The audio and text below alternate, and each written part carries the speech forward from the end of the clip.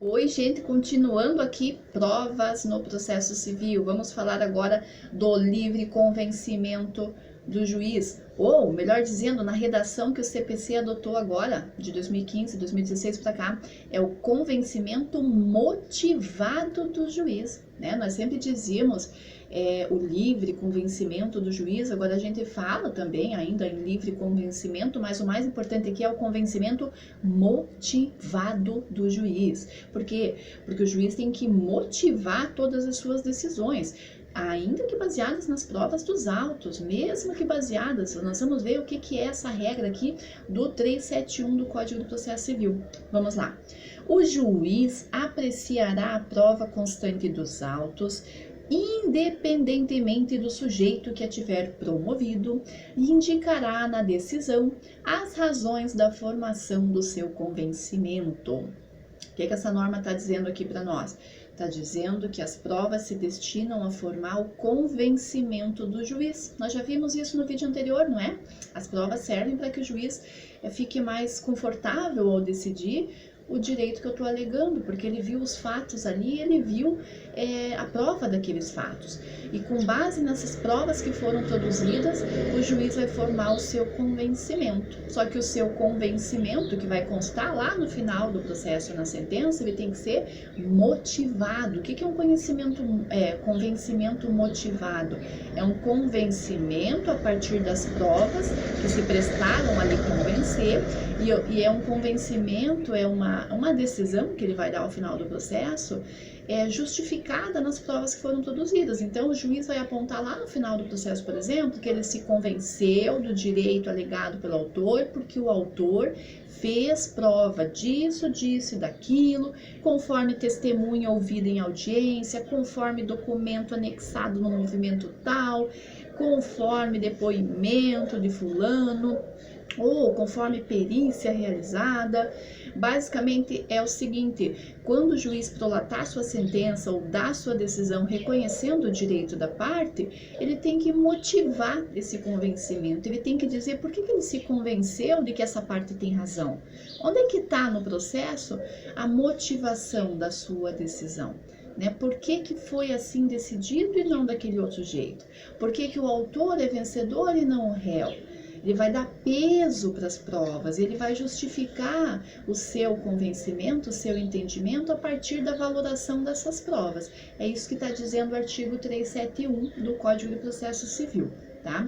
E aí, dentro dessa perspectiva das provas, da valoração das provas, é importante a gente mencionar também um artigo que está lá na Constituição, não está no CPC, mas lá na Constituição, artigo 5º, 56, que diz o que para nós? São inadmissíveis no processo, e aí processo civil, processo penal, tanto faz, né, trabalhista, as provas obtidas por meios ilícitos. Claro, a gente já sabe disso, a gente ouve falar no jornal, a gente vê nas notícias por aí, né, que as provas têm que ser lícitas. Mas o que é uma prova lícita? É uma prova que foi regularmente produzida, que ela foi colhida de forma regular, de acordo com as disposições de lei. É uma prova que tem validade para o direito, né, para o processo em si. Isso a gente vai ver no decorrer das aulas, né? A prova tem que ser lícita, regularmente produzida, de acordo com as normas processuais, de acordo com os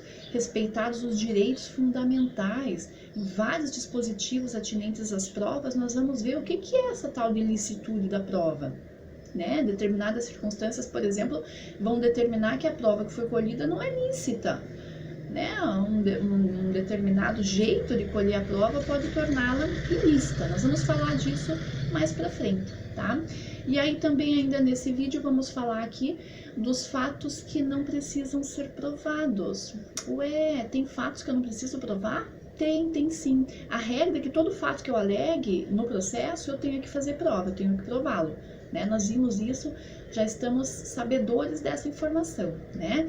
Mas tem fatos que o próprio legislador processual civil colocou lá no código dizendo assim: olha, esses fatos não precisa provar. Que fatos que eu não preciso provar? Está lá no artigo 374, vejam lá, ó. Não dependem de prova os fatos notórios. O que são fatos notórios? Ora, são aqueles fatos que são do conhecimento de todos, né? Todo mundo sabe, por exemplo, que o céu é majoritariamente azul. Não precisa fazer prova da cor do céu, né? Todo mundo sabe, por exemplo, que lá na Assembleia Legislativa acontecem sessões legislativas. É um fato notório, não precisa fazer prova de que isso aconteça, né? Eu preciso provar determinada ocorrência, determinada circunstância que aconteceu numa sessão. Ok, isso sim é um fato que eu preciso provar. Mas provar que na Assembleia se realizam sessões, não precisa, é um fato notório, todo mundo sabe. Ou provar que lá no Fórum de Guaratuba acontecem audiências todas as semanas. Não preciso provar, é um fato notório, todo mundo sabe disso, né? Então, fatos que têm uma certa notoriedade singular, conhecida de todos, aí eu não preciso me preocupar em provar. Fatos afirmados por uma parte e confessados pela parte contrária. Também não preciso fazer prova, porque veja, eu estou litigando com alguém, eu afirmei um fato e essa parte que está litigando comigo confessou ou concordou com aquilo que eu estou falando, para que eu vou fazer prova? Não preciso prova, por quê? Porque foi um fato afirmado por uma parte e confessado pela outra. Então não preciso me preocupar em provar uma coisa que ela está afirmando. Né? Um exemplo lá no processo de alimentos, eu estou afirmando que o José é pai do meu filho. Se o José, em contestação, chega lá e diz, excelência, é verdade, eu sou pai do filho da Maria. Preciso fazer prova depois, pedir para o juiz, juiz, eu quero fazer prova da paternidade, quero um exame de DNA, quero ouvir testemunhas que corroborem que ele é o pai do meu filho. Não preciso perder tempo com isso, por quê? Porque o próprio réu veio no processo e reconheceu, confessou um fato que eu afirmei, qual seja a paternidade da criança, tá? Então, esses fatos também não precisa fazer prova. O que mais? Admitidos no processo como incontroversos. Lógico, o que é um fato incontroverso? É aquele fato em relação ao qual não tem controvérsia. O que é controvérsia? É um embate, né? Eu tô falando A, o outro tá falando B e a gente não chega num consenso. Isso é uma controvérsia, né? Há um embate entre os argumentos. Fatos que não são controversos, ou seja, que são nos termos ali do inciso 3º, incontroversos, não preciso fazer prova. O mesmo exemplo, pode pegar o exemplo aqui da paternidade. Eu tô falando que ele é pai da criança. O pai da criança veio e falou, não, realmente, eu sou pai da criança, eu só não concordo com o valor da pensão, mas eu reconheço que eu sou pai da criança.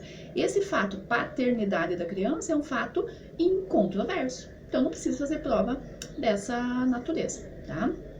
E, por fim, os fatos em cujo favor milita a presunção legal de existência ou de veracidade. Mesma coisa, né? Então, há uma presunção legal de que aquilo que eu tô falando é verdade.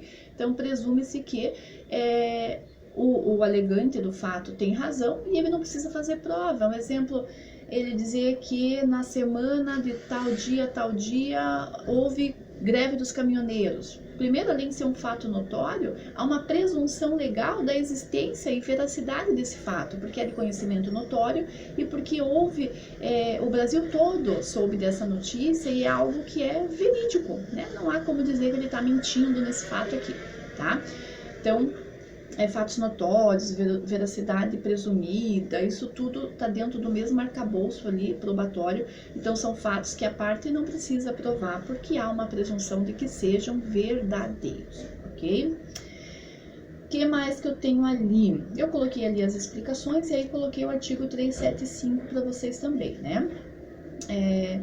O juiz aplicará as regras de experiência comum, subministradas pela observação dos que ordinariamente acontece, e ainda as regras de experiência técnica, ressalvado quanto a essas o exame pericial. Aqui já é um artigo que vai adentrar nas espécies probatórias, eu só coloquei eles ali para vocês, porque para mencionar que fatos que ordinariamente ocorrem também dispensam, né? São isentos de prova porque dispensam a realização de prova, ok? Um exemplo bem típico ali é aquela presunção legal de que quem bate atrás no trânsito é o culpado, né? Uma presunção que a gente tem lá do CTB, do Código de Trânsito Brasileiro, por força do artigo 29, inciso 2, a leitura, a interpretação que a gente faz dessa regra nos faz acreditar que quem bate atrás é culpado. Então, se eu fui vítima, eu tô na frente, alguém foi atrás, bateu em mim, eu, em tese, não preciso fazer prova da culpa dele. Ele que tem que fazer prova de que ele não foi culpado por bater atrás, porque há uma presunção legal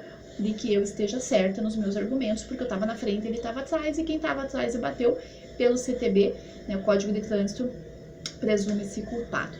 Então, essas normas também vêm nesse sentido para nós, tá? Para dizer, alguns fatos não preciso provar, porque há uma presunção legal de que o que eu tô falando é verdade, tá?